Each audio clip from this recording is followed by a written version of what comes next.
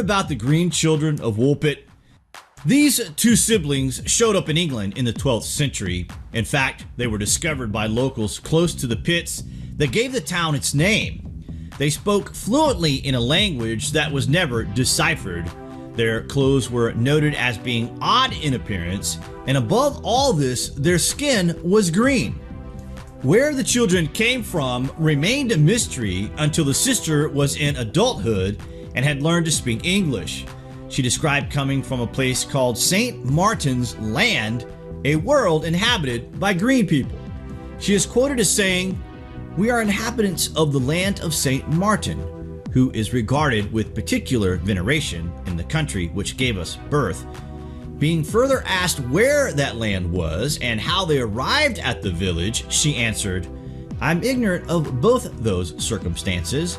I only remember that on a certain day when my brother and I were feeding our father's flocks in the fields, we heard a great sound, such as we are now accustomed to hear at St. Edmund's when the bells are chiming.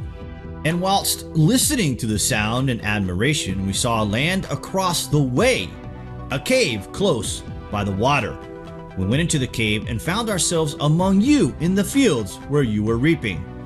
Being questioned whether that land they believed in Christ or whether the sun arose, she replied that the country was Christian and possessed churches, but said the sun does not rise upon our countrymen. Our land is little cheered by its beams.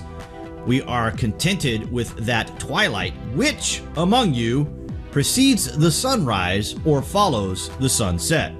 She probably answered the Christian part of that question very wisely.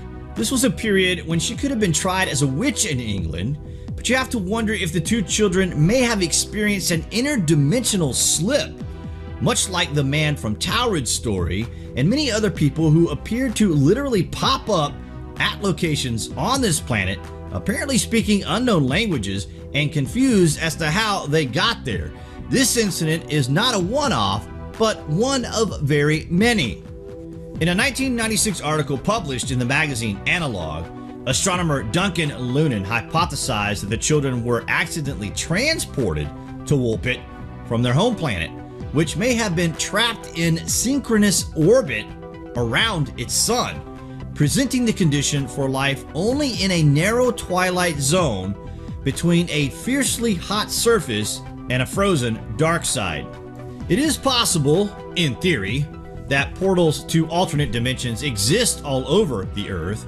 It could only take the correct magnetic pulse, as well as the effect of the moon and correct weather conditions, to pass through one of these portals and reach an alternate dimension.